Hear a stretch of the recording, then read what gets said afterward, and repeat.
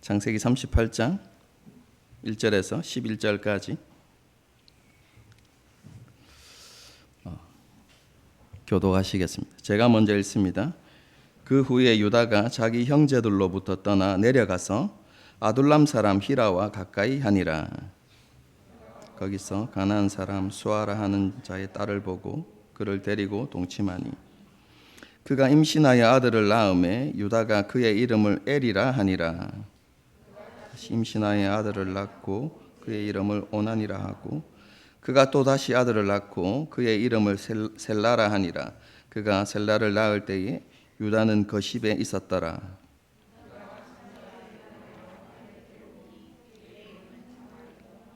유다의 장자 엘이 여호와가 보시기에 악함으로 여호와께서 그를 죽이신지라. 내 형수에게로 들어가서 내 형을 위하여 씨가 있게 하라. 오난이 그 씨가 자기 것이 되지 않을 줄 알므로 형수에게 들어갔을 때에 그의 형에게 씨를 주지 아니하려고 땅에 설정하매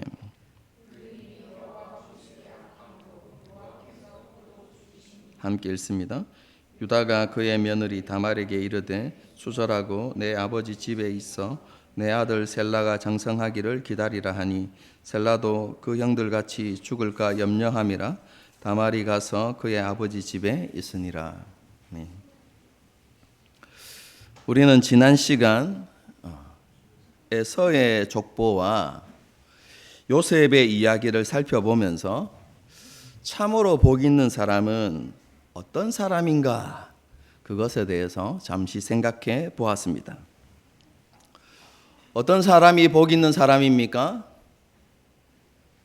성경이 우리에게 가르치고 하나님께서 우리에게 말씀하시는 참으로 복 있는 사람은 세상이 추구하는 부귀영화를 누리는 사람이 아니라 하나님의 언약 안에서 하나님과 바른 관계 속에서 살아가는 사람입니다. 하나님께서는 그렇게 언약 안에 있는 사람들과 함께 하시고 그들에게 은혜를 베풀어 주십니다. 그리고 연단과 훈련을 통해서 그들을 하나님께서 주시는 복을 누리며 살아가기에 합당한 사람으로 변화시키시고 그들을 하나님의 영광에 이르게 하시는 분이십니다. 이러한 은혜에 참여하고 이 은혜를 누리며 살아가는 사람이 참으로 복 있는 사람이라는 그런 가치관이 우리 가운데 새겨져야 하는 것입니다. 그리고 그런 우리가, 하나님 안에 있는 우리가 복 있는 사람임을 고백하고 하나님 앞에 감사하는 그런 우리가 되어야 하는 것이죠.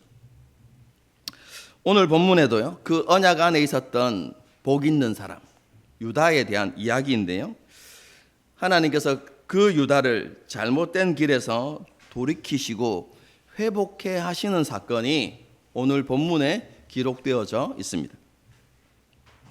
이 사건은 요셉을 이스마엘 족속 상인에게 종으로 이렇게 팔아넘긴 이후에 일어났던 사건입니다. 요셉이 애굽으로 팔려간 이후에 유다가 형제들을 떠나 내려가 가나안 사람들과 함께 살았다, 이렇게 기록하고 있습니다. 여러분, 형제들로부터 떠나 내려갔다라는 것은 유다가 아버지의 집을 떠났다라는 말입니다. 독립했다라는 말입니다. 유다는 아버지로부터 독립하여 살면서 아둘람 사람 히라와 가까이 지냈습니다. 쉽게 말하면 가나안 사람과 어울려 살았는데 유독 가까이 하는 사람이 바로 히라였다, 이렇게 표현하는 것이죠. 그러던 중에 가나안 사람 수아라고 하는 사람의 딸에게 반해서 그와 결혼을 하고 자녀를 낳게 되어지죠. 여러분, 이것은 유다가 가나안의 문화와 가치관에 점점 동화되어 가고 있었다라고 표현하는 것입니다. 유다는 언약 백성으로서의 정체성을 버리고 가나안 사람들처럼 살아갔다라는 것을 그렇게 표현하고 있는 것입니다. 시간이 흘러서 유다는 세 아들을 낳게 되는데 엘과 오난과 셀라이죠. 여러분, 유다가 잠시 동안 아버지의 품을 떠나서 아버지의 집을 떠나서 가나안 사람들과 어울려 살았던 게 아닙니다. 그 이후로 약 20년이 넘는 세월 동안 계속해서 그들은 가나안 사람들과 어울려서 함께 살았습니다. 여러분, 그렇게 보면 유다의 아들들, 그들은 어떤 삶을 살았겠습니까? 가나안의 가치관을 배우고 가나안의 문화 속에서 그렇게 살아갔겠죠. 그렇게 자라났을 것입니다. 유다의 아들들은요, 하나님의 언약과는 아무런 상관이 없는 여러분 그런 삶을 살았습니다. 여러분, 그것을 잘 보여주는 것이 그들의 결혼 생활에 잘 나타납니다. 엘이 장성하자 유다는 가나안 여인 다말을 데려와서 결혼을 시키죠. 여러분, 그런데 엘이 하나님 보시기에 죽어 마땅한 죄를 저질렀고 하나님께서는 그런 애를 심판하시고 죽이셨습니다. 죽어 마땅한 죄가 무엇일까요? 성경이 정확하게 기록하지 않기 때문에 알 수는 없지만 38장 전체 문맥을 살펴보면 그가 오난과 유사한 죄를 저질렀을 것이다 라고 그렇게 생각해 볼 수 있습니다. 왜냐하면 오난도 하나님의 심판을 받아 죽게 되는 것이죠. 그리고 38장이 계속해서 하나의 주제를 향해서 이렇게 나아가고 있는데 그것은 후손에 대한 언약입니다. 그렇기 때문에 엘 역시 하나님의 언약, 특별히 후손과 관련되어진 그 하나님의 언약을 무시를 넘어서 멸시하고 악을 저지르는 범죄하는 그런 일을 했기 때문에 하나님께서 그를 죽이셨다라고 이렇게 짐작해 볼 수 있는 것이죠. 엘이 죽은 이후에 유다는 계대 혼인법에 따라서 다말이 오난의 아내가 되게 합니다. 계대 혼인법, 처음 들어보는 표현일 수는 있지만 어떤 의미인지 우리 성도들은 다 알고 있습니다. 계대 혼인법이 무엇입니까? 형이 자녀가 없이 죽으면 동생이 형의 아내를 취하여서 형의 대를 이어나가게 하는 법이 계대 결혼법입니다.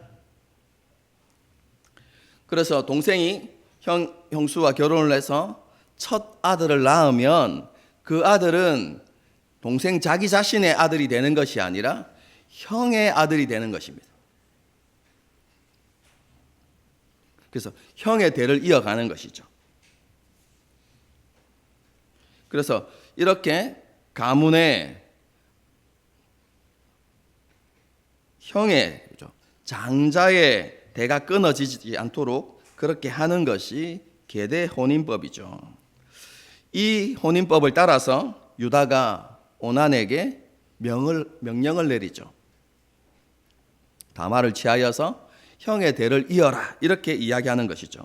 여러분, 그런데 오난은 그 명령을 따르지 않습니다. 다말이 임신하지 못하도록 땅에 설정했다 이렇게 성경이 표현하고 있죠. 여러분, 그런데요, 원어를 보게 되어지면 한두 번 그렇게 하는 게 아닙니다. 계속해서 그렇게 했다고 여러분 성경이 기록하고 있어요. 엘도 마찬가지입니다. 한두 번의 죄악이 아니라 그 하나님 보시기에 악한 죄를 계속해서 저지르고 돌이키지 않았다라고 이야기하는 것입니다. 오난도 마찬가지입니다. 하나님 보시기에 합당하지 않은 그 죄를 한두 번 저지른 것이 아니라 계속해서 저질렀던 것이죠. 오난이 이렇게 한 이유가 무엇입니까? 형 엘의 대를 이어주기가 싫었습니다. 왜요? 탐욕 때문에 그렇습니다. 그럼 계대 혼인법에 의하면 형수를 취하여서 아들을 낳잖아요. 그러면 그 아들이 형이 가지고 있었던 장자의 명분을 가지게 됩니다. 장자권이 그렇게 이어진단 말입니다. 여러분 그런데 장자에게는 부모의 유산 중에 2배가 다른 아들에 비해서 2배가 상속되어지거든요. 오난은 재산의 탐욕뿐만 아니라 장자권을 그에게 내어주기 싫었던 것입니다. 그래서 그런 악한 일들을 계속해서 저질렀던 것이죠. 오난은 자신에게 주어진 책임과 의무를 다하지 않았던 것입니다. 이것은 아버지의 명령을 어기는 것이었고 다말을 모욕하는 행위였고 무엇보다도 언약의 후손이 생육하고 번성하기를 원하시는 하나님의 목적, 하나님의 뜻과 계획을 의도적으로 거스리는 행위였던 것입니다. 이런 까닭에 하나님께서는 오난에게도 죽음이라는 심판을 내리셨던 것입니다. 유다는 이렇게 2 아들의 죽음을 보면서 큰 충격을 받았겠죠. 그럼에도 불구하고 유다는 자기의 잘못이 무엇인지 깨닫지 못합니다. 뿐만 아니라 2 아들이 왜 죽었는가에 대한 그 죽음의 원인도 그는 알지 못합니다. 유다는 2 아들의 죽음이 남편을 잡아먹는, 우리 옛날에 어르신들이, 우리 조상들이 그렇게 표현했죠. 남편을 잡아먹는 며느리, 여자 다말에게 있다라고 이렇게 생각했던 것이죠.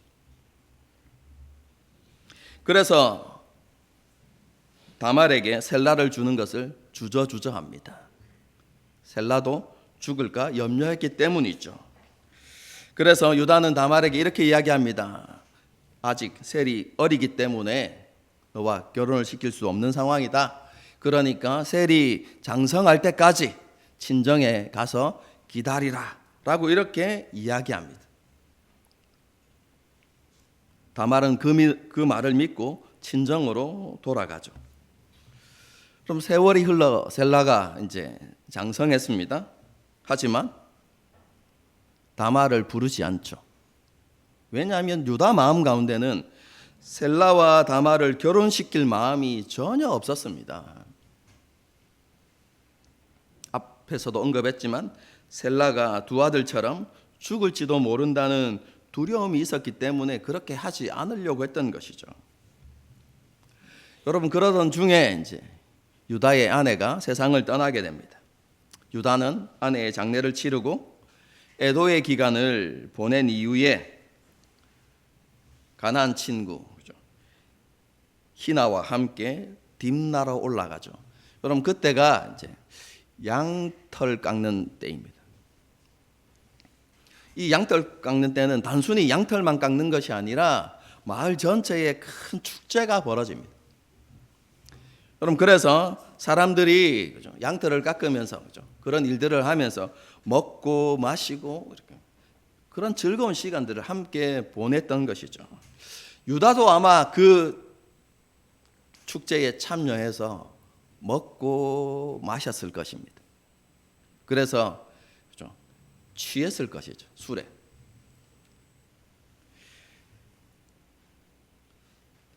유다가 다말을 며느리인데 알아보지 못했던 이유가 아마 술에 취했기 때문이지 않을까 이렇게 짐작해 볼 수 있습니다. 어쨌든 셀라가 장성해도 자신과 결혼시키지 않는 것을 보면서 다말은 유다가 자신을 속였다라고 그렇게 확신하게 되었던 것 같습니다. 그래서 다말은 과부의 옷을 벗고 얼굴을 가리고 창녀처럼 꾸며서 성문 광장에 앉아 있었습니다.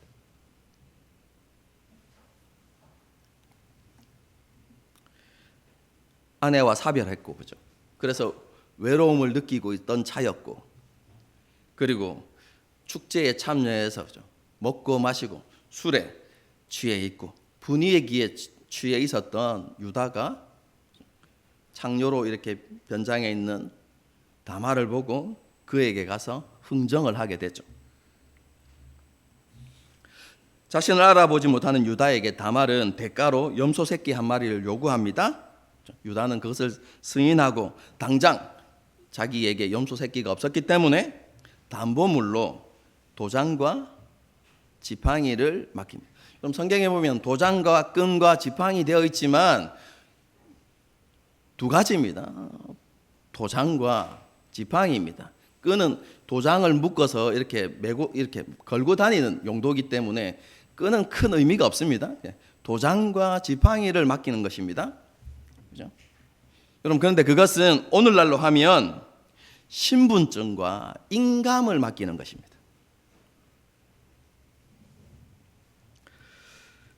축제의 기간이 끝나고 집으로 돌아간 이후에, 그죠?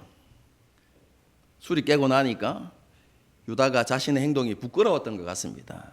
그래서 직접 담보물을 찾으러 가지 못하고 자신의 친구 히라에게, 그죠? 부탁을 하죠. 염소 새끼를 보낼 테니까 가서 담보물을 좀 받아달라, 이렇게 부탁했던 것입니다. 친구의 부탁을 받고 히라가 딥나로 올라가죠. 여러분, 그런데 다말은 이미 창녀의 의복을 다 벗어버리고 집으로 돌아갔기 때문에 찾을 수 없었던 것이죠. 그리고 동네 사람들에게 이런저런 수소문을 했는데 그 동네 사람들이 우리 마을에는 창녀가 없다라고 그렇게 이야기하는 것입니다. 그러니까 찾다가 찾지 못하고 유다에게 돌아와서 찾지 못했다고 이야기하면서 동네 사람들도 자기 마을에는 창녀가 없다고 한다라는 말까지 이렇게 전하게 되었죠.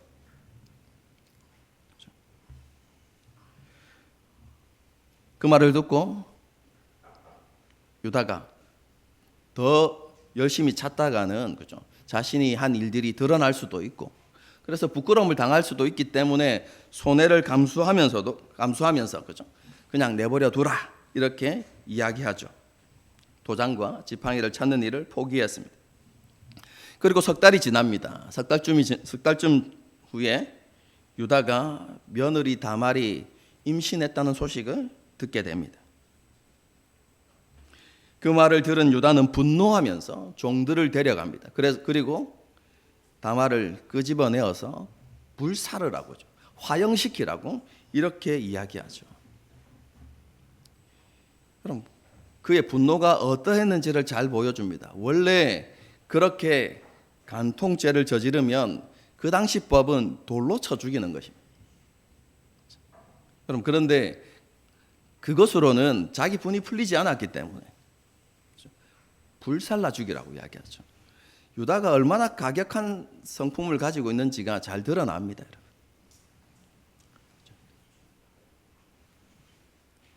다말은 마지막 순간까지 기다렸다가 모든 일을 이제 해명하죠. 다말은 자신을 끌어내는 사람들에게 도장과 지팡이를 보여주면서 내가 이 사람으로 인해서 임신하게 되었다라고 그렇게 이야기합니다.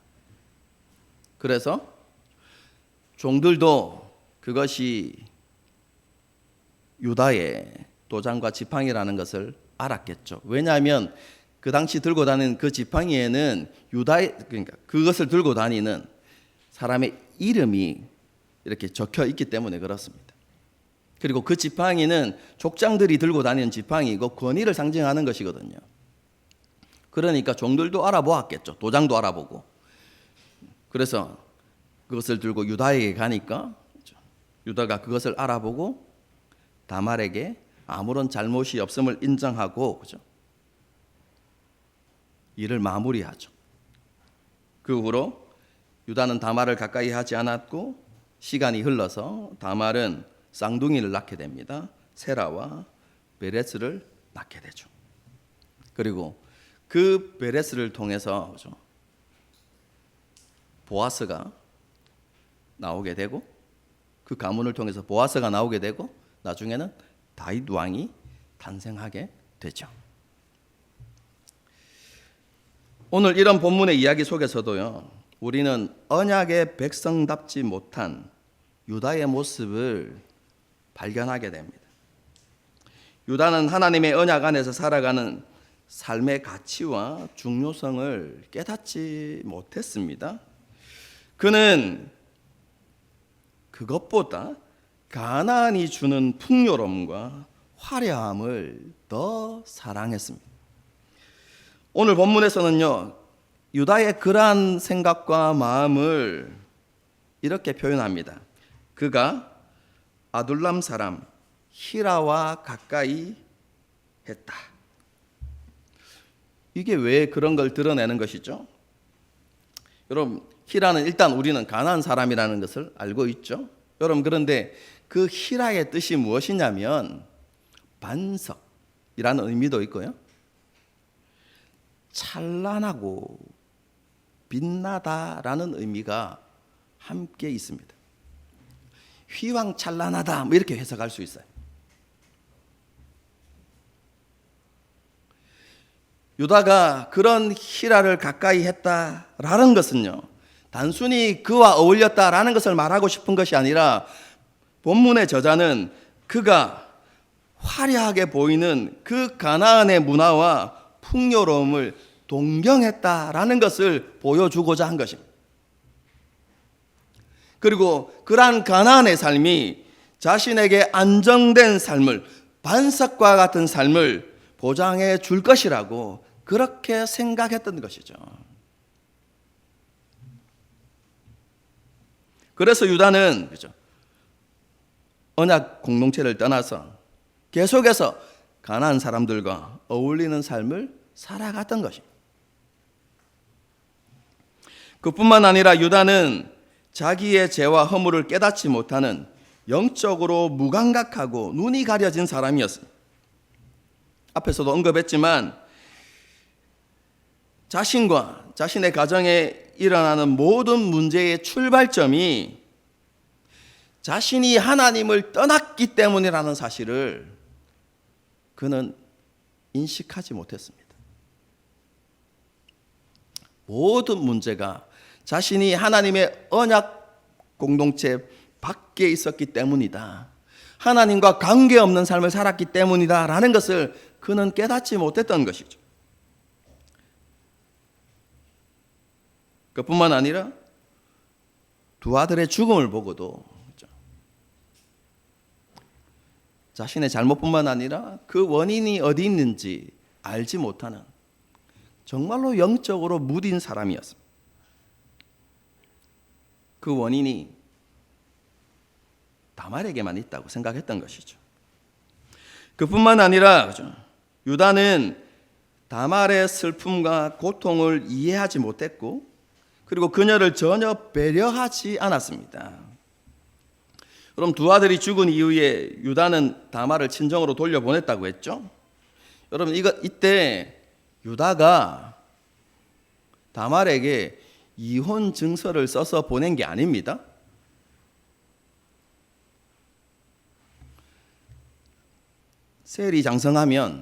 셀라가 장성하면 반드시 너에게 주겠다, 너와 결혼시키겠다라는 약속을 하고 보냅니다. 여러분, 이것은 유다의 가문과 그의 가문이 계속해서 약혼 관계가 유지되는 것을 이야기합니다.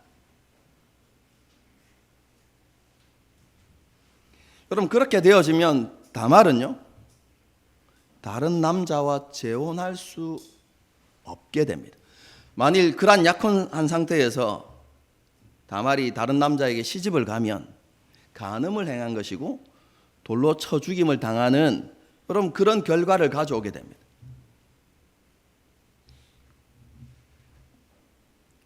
유다는요, 셀라를 줄 마음이 전혀 없으면서도 다윗에게 거짓된 약속을 하고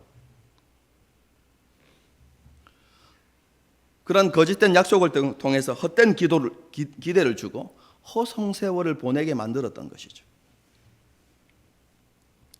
여러분, 이것은 다른 사람을 전혀 배려하지 않는 유다의 이기적이고 자기중심적인 모습을 너무나 정확하게 보여주는 행동이죠. 유다는 그런 사람이었습니다. 그런데 하나님께서는 이런 유다에게, 그죠, 다말의 사건을 통해서 자기의 허물과 잘못이 무엇인지를 깨닫게 하십니다. 쉽게 말하면요, 다말의 사건은 유다의 변화의 출발점이다. 여러분, 이렇게 우리는 이해할 수 있습니다. 여러분, 오늘 본문에는 정확하게 나타나지 않지만 39장 이후에 여러분 이야기를 쭉 읽어 나가다 보면 언약의 공동체를 떠났던 유다가 다시 아버지와 함께 살아가고 있는 모습이 등장합니다.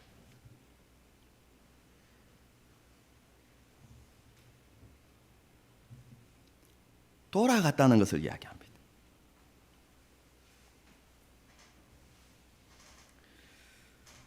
그것뿐만 아니라 타인을 전혀 배려하지 않았던 유다가 훗날 베냐민을 구하기 위해서 자신이 노예가 되겠다는 그런 결심을 보여주는 그런 사람으로 변화되어지죠. 유다는 하나님을 떠나서 20년이 넘는 세월 동안 자기 생각과 욕심을 따라 살아갔지만 하나님께서는 유다를 포기하지도 않으셨고 버리지도 않으셨던 것입니다. 그리고 그가 하나님의 언약 백성답게 살아가지 않는 것에도 하나님께서는 수수방관하지 않으셨어요. 하나님께서는 두 아들의 죽음과 다말이 임신했던 그 일들을 통해서 유다 자신의 죄와 허물을 깨닫게 하셨고 잘못된 길에서 돌이키게 하셨던 것입니다. 그리고 더 놀라운 것은 그런 유다의 가문을 통해서 다윗 왕이 태어나게 하시고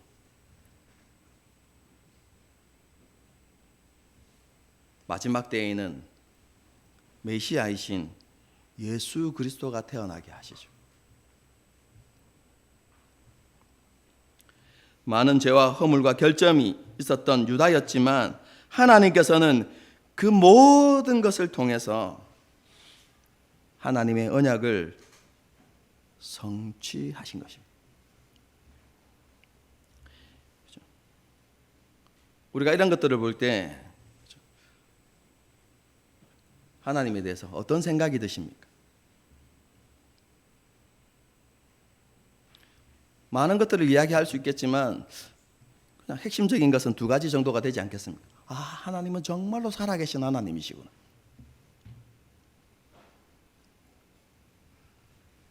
살아계셔서 모든 것을 주관하고 다스리시는 하나님이시구나. 그럼 그런 교훈과 믿음을 우리가 얻을 수 있겠죠.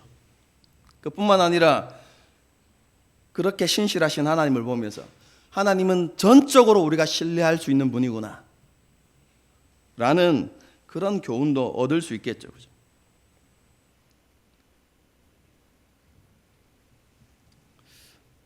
살아계시고 신실하신 하나님께서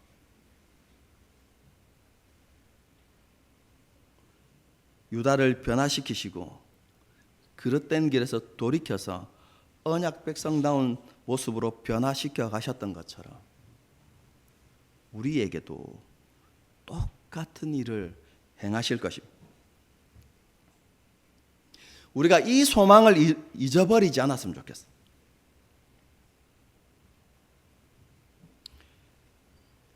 이런 소망을 붙들고 그렇죠? 하나님 앞에서 몸부림치고 하나님을 떠나지 않으려고 노력하고, 그죠? 자신을 깨끗하게 하기 위해서 노력하는 그런 우리가 되어야 할 것입니다. 여러분, 오늘 본문에는, 그죠? 하나님께서 유다를 연단하시고 훈련하는 모습이 기록되어 있긴 하지만 본문 전체의 내용을 보게 되어지면 오늘 본문의 주인공은 하나님이시고 동시에 다말이라는 것을 우리는 알 수 있습니다. 왜냐하면 하나님께서 아브라함과 이삭과 야곱에게 주신 후손에 대한 그 언약의 성취가 다말의 선택과 행동을 통해서 이어지고 있기 때문에 그렇습니다. 모든 일을 다 겪은 이후에 유다도 그렇게 이야기하죠. 네가 나보다 어떻다고요? 옳도다, 이렇게 이야기하거든요. 이런 것들을 보게 되어지면 본문의 주인공이, 그죠? 다말이다라는 것을 우리는 쉽게 알 수 있습니다. 여러분, 그런 다말을 향하여서 유다가 너는 나보다 옳도다 라고 이렇게 이야기했는데요. 여러분, 그것이 도대체 무슨 의미겠습니까?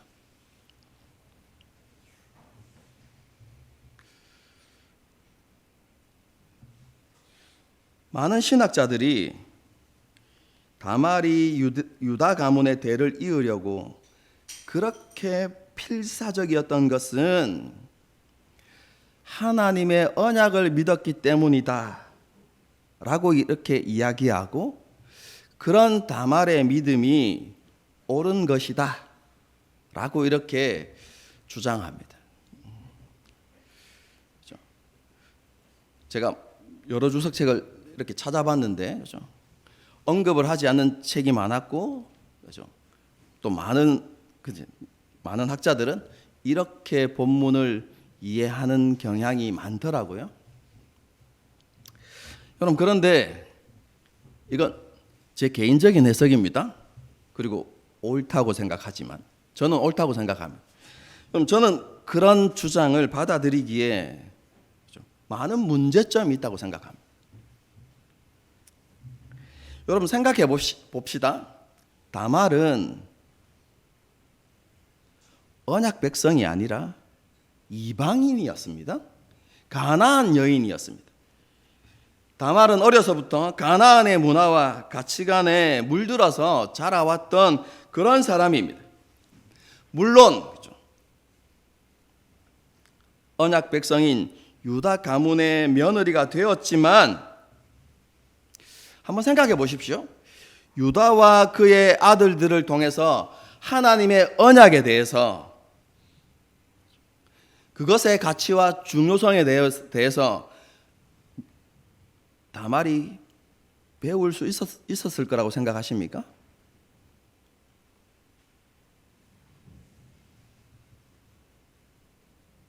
다말이 그런 언약에 대해서 좀 이해하고 그 언약의 가치와 중요성을 받아들이고 그 언약을 믿으려고 하면 유다와 그의 아들들이 그 언약을 중요하게 여기고 그것을 자녀들에게 가르치고 그 가문에 가르쳐서 그것이 중심이 되도록 해야만 다말이 그것을 이해하고 받아들였을 것 아닙니까?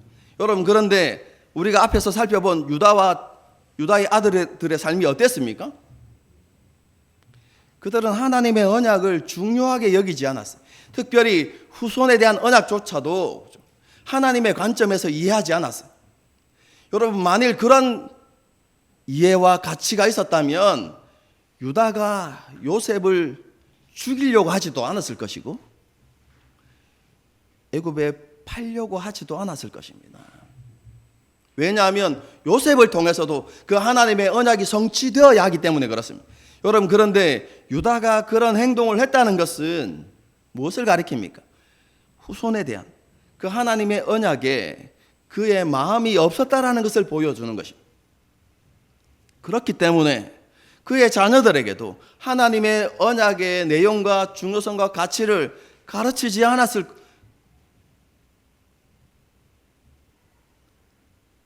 것이라고 저는 생각이 됩니다. 그러니까 엘과 오난이 그렇게 행동했던 것이죠.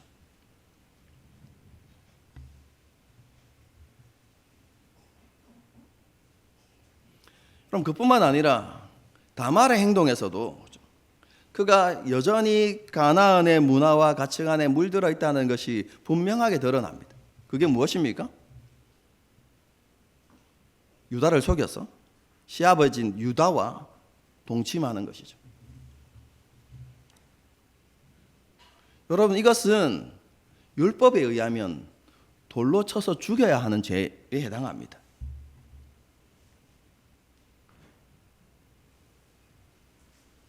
다말이 왜 그렇게 행동했을까요? 자기가 사는 가나안 땅은 그렇게 하니까 그런 것입니다.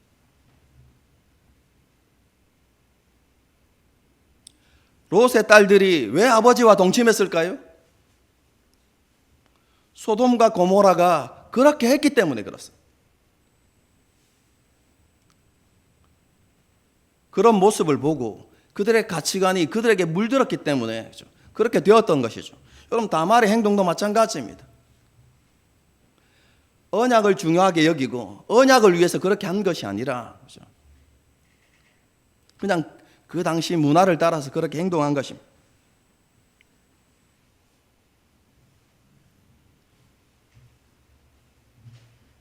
그러므로 다말의 선택과 행동이 언약에 대한 믿음과 소망 때문이었다, 그렇게 말할 수 없는 것이죠.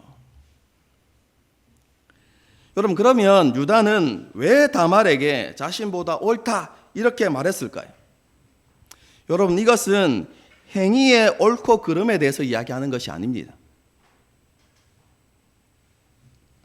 이것은 자기의 신분과 위치와 관련되어진 의무와 책임에 대한 것입니다.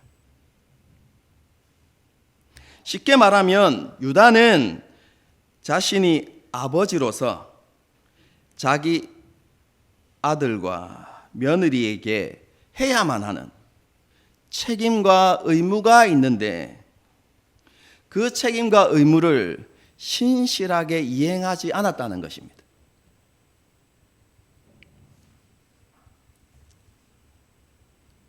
하지만 다말은요, 며느리로서 자기의 책임과 의무를 신실하게 이행하려고 노력했다라는 의미입니다. 그럼 유다의 책임과 의무가 무엇이죠? 둘째 아들이 죽은 이후에 계대 혼인법을 따라서 막내 셀라를 다말과 결혼시켜야 하고 그것을 통해서 엘과 오난의 대가 끊어지지 않게 하는 것. 여러분, 그것이 아버지로서의 책임과 의무였습니다. 그런데 유다가 그렇게 하지 않았다는 것이죠. 그뿐만 아니라 다말에게 셀라를 주겠다고 약속했지만 그 약속에도 신실하지 않았죠. 약속에 대한 책임과 의무를 이행하지 않았습니다.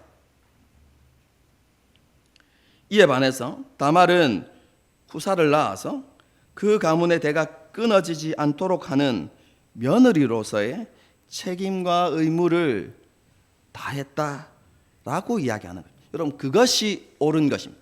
여러분, 이것과 유사한 표현이 구약에 또 한 번 나타납니다. 어디서 나타나죠?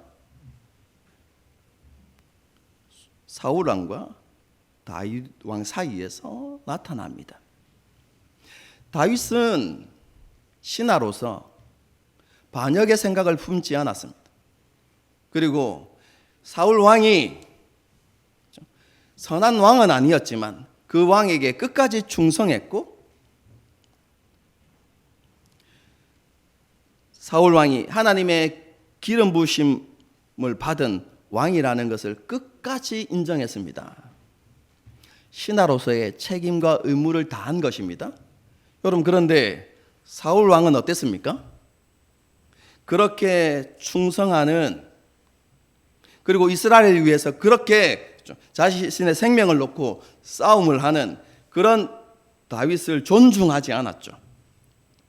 왕이라면, 선한 왕이라면 그의 마음과 충성심을 이해하고 그에게 합당한 보상을 주어야만 했지만 어떻게 했습니까? 간신들의 말들에 속아서 그리고 시기와 질투에 사로잡혀서 사울 왕이 다윗을 죽이려고 하죠. 그런데 아둘람 굴에서 어떤 일이 있었습니까? 다윗이 사울 왕을 죽일 수 있었음에도 불구하고 옷자락 끝만 살짝 빼고 살려서 보내주죠. 그리고 멀리 떨어졌을 때 이렇게 이야기합니다. 왕이여, 이 옷자락이 누구의 옷자락인지 보십시오 라고 이야기하면서 나는 내가 영모의 마음이 있었다면 기회가 있을 때 당신을 죽였을 것이지만 나는 그렇게 하지 않았다. 이 옷자락은 내가 신하로서 자신의 충성됨을 증명하는 증거다라고 이렇게 이야기하죠. 나는 여전히 당신을 왕으로 인정하고 당신을 존중하고 당신에게 충성할 마음이 있습니다 라는 것을 옷자락을 통해서 보여주죠. 여러분, 그때 사울이 뭐라고 이야기합니까? 나는 의롭지 못하지만 너는 의롭다 이렇게 이야기하죠. 나는 왕으로서의 책임과 의무를 다하지 못했지만 너는 신하로서의 의무와 책임을 다했다라고 이야기할 때 너는 옳도다 이렇게 이야기하는 것입니다. 너는 의롭다 이렇게 이야기하는 것이죠. 유다가 그것을 이야기한 것입니다. 자신은 아버지로서, 시아버지로서 책임과 의무를 다하지 못했지만 너는 며느리로서의 책임을 다하려고 끝까지 노력했구나. 나는 잘못했고 나는 옳지 못하지만 너는 옳다라고 이렇게 이야기한 것이죠. 여러분, 그런데 아까도 이야기했지만 다말이 그렇게 자신의 책임과 의무를 다하려고 했던 것은 언약에 대한 믿음과 소망 때문에 그렇게 한 것이 아니라 여러분, 그것이 그 시대의 문화이기 때문에 그렇습니다.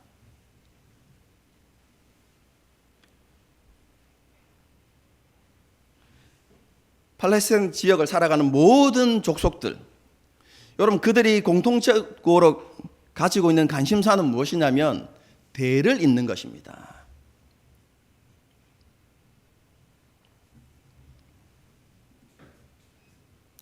그래서 며느리가 그 가문의 대를 잇는 것은 매우 명예롭고 영광스러운 일로 여러분 그렇게 인정되어졌습니다. 여러분, 라헬이 아이를 낳지 못하다가 요셉을 낳았을 때 뭐라고 이야기합니까? 하나님께서 나의 수치스러움이 사라지게 해주셨다 이렇게 이야기하거든요. 그래서 아들을 낳지 못하는 것, 대를 잇지 못하는 것은요 매우 수치스러운 일이고 여인에게 명예롭지 못한 일이었어요. 이것은 그 시대를 살아가는 모든 사람들이 공유하고 있는 가치관이었어요. 다말도 그런 문화 속에서 살아왔기 때문에 자기의 책임과 의무를 다하려고 노력했던 것이죠.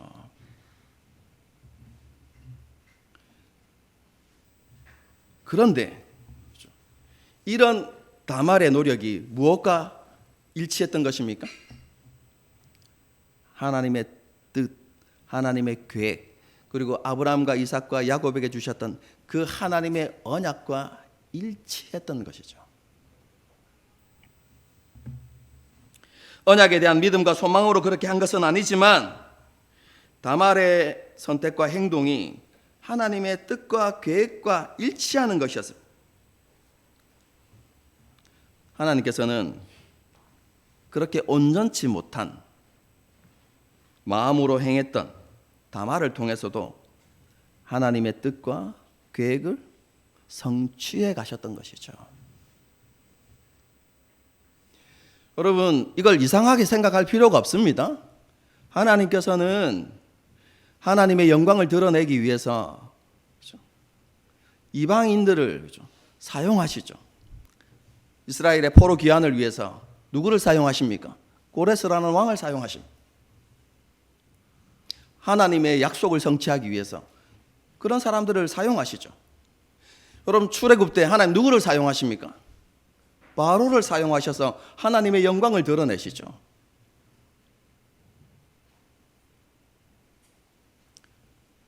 유사한 이야기입니다. 믿음 없는 여인이었지만 하나님께서는 그녀를 통해서도, 그런 그녀를 통해서도, 다말을 통해서도 하나님의 언약을 성취해 가셨던 것이죠. 성경은 기록하지 않지만 후에 그가, 유다가 회개하고 돌아왔을 때 야곱의 가문에서 언약에 대해서 배웠을 것이고, 다말조차도 믿음의 어머니로 점점 변해갔을 거라고 저는 생각합니다. 하지만 본문의 사건에서는 그렇지 않았다는 것이죠. 여러분 한번 생각해 보십시오.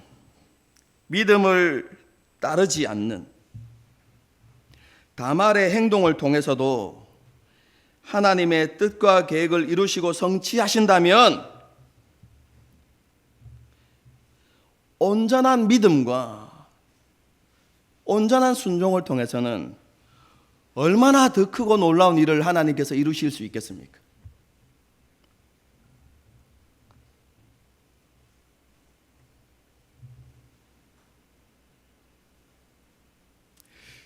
여러분 하나님의 행하심을 한번 생각해 보십시오. 아브라함과 이삭과 야곱, 요셉과 유다는 하나님의 언약 백성이었지만 하나님의 언약 백성답지 않는 삶을 살았습니다.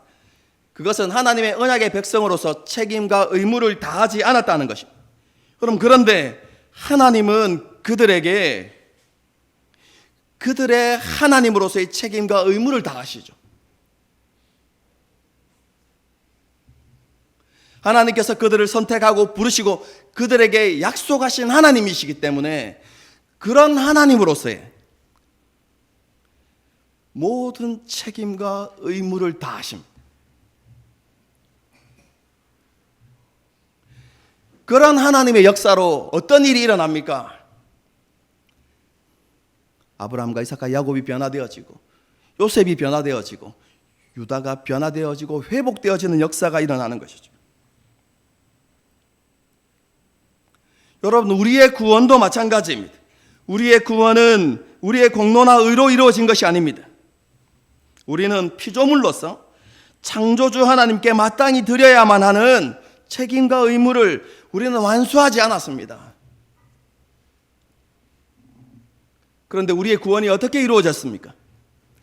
우리를 지으신 하나님, 하늘 아버지께서 자신이 창조했던 피조물을 향한 하나님께서 사랑하시는 대상인 피조물을 향한 하늘 아버지로서의 책임과 의무를 다하셨기 때문에 이 땅에 구원이 이루어진 것입니다.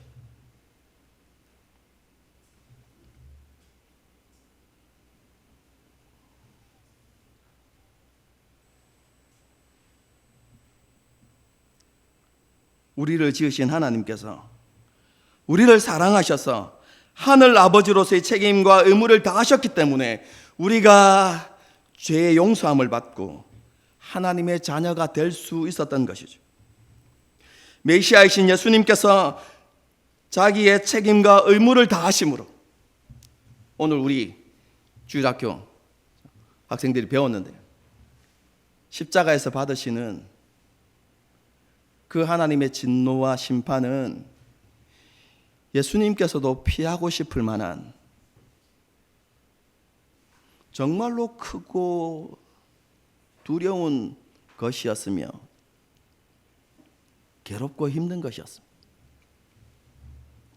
그런데 메시아이신 예수님께서 자기의 책임과 의무를 다하심으로 우리를 위하여서 자신의 생명을 기꺼이 내어주심으로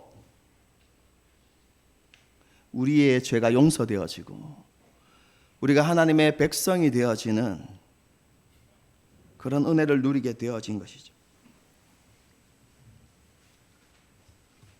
여러분 이런 사랑과 은혜를 베풀어 주신 하나님께서 우리에게 요구하시는 바가 무엇이겠습니까? 여러분 그것은요, 우리가 하나님의 백성으로서 하나님의 자녀로서 그리고 예수님께 속한 그리스도인으로서 우리에게 주어진 책임과 의무를 다하면서 살아가는 것입니다.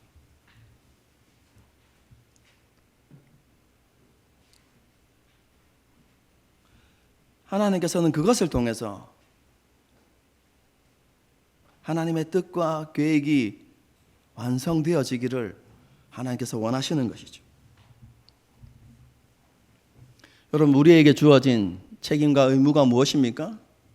여러분, 그것은 하늘에 숨겨져 있는 비밀스럽고 어려운 것이 아닙니다.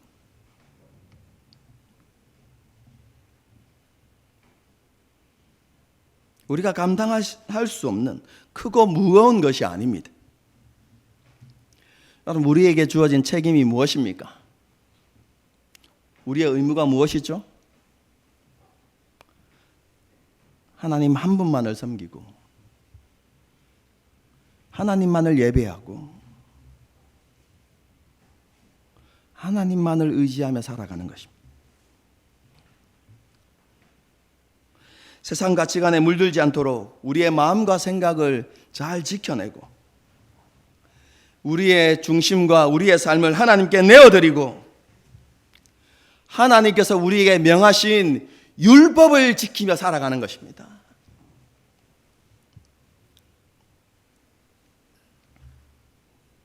조금 더 부유해지고 조금 더 누리고 조금 더 편안한 삶을 사는 것을 목표로 해서 여러분, 그것을 쫓아서 살아가는 것이 아니라 하나님을 즐거워하고 하나님을 영화롭게 하는 것을 소망하면서 살아가는 것, 여러분, 그것이 우리에게 주어진 책임이고 의무입니다. 오해하지 마십시오.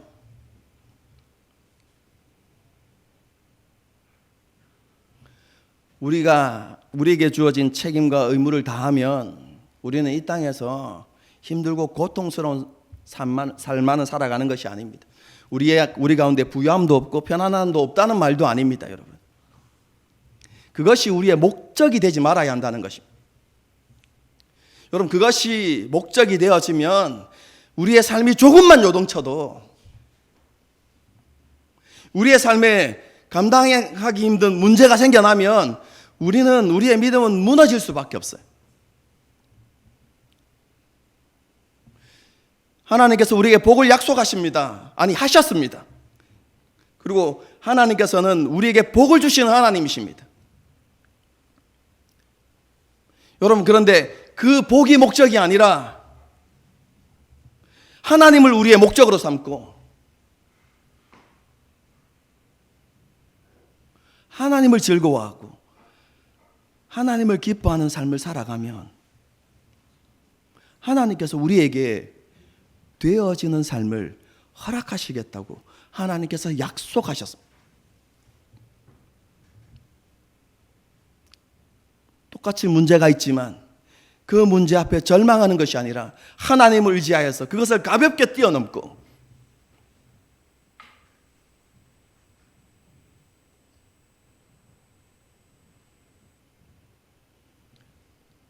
우리가 소망하고 우리가 바라는 것이 있으면 하나님의 뜻을 따라 하나님의 때에 그것이 우리에게 이루어지도록 응답하시는 그 하나님의 역사들, 여러분, 그런 복된 삶이 약속되어진 것입니다. 그런데 우리는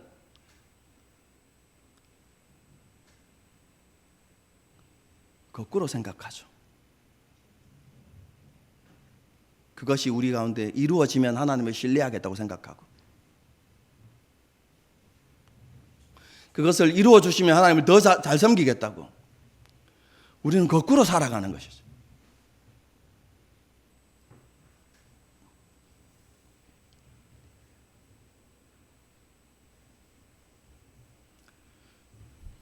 하나님께서 우리에게 요구하시는 것은요,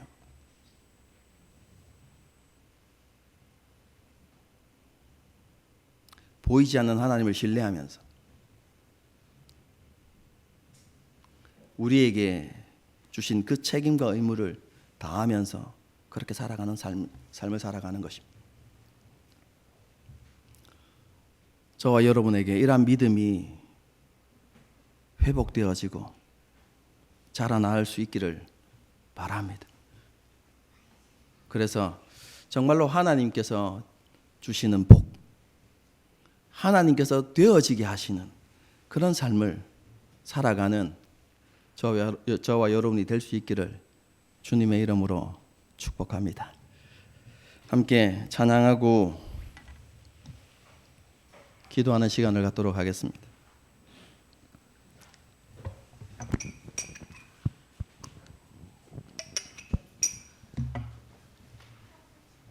나 주님의 기쁨 내기 원하네 라는 찬양인데요.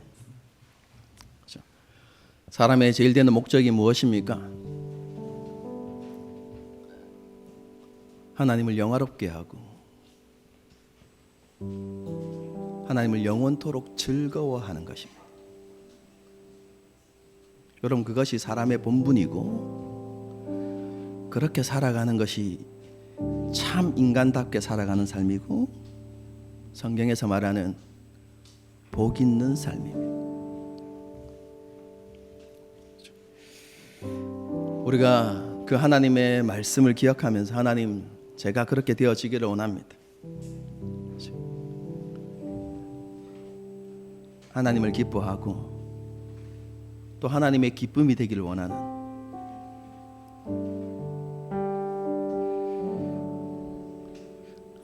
그것이 우리의 소망입니다 라고 하나님 앞에 그렇게 고백하면서 이 찬양을 드렸으면 좋겠습니다.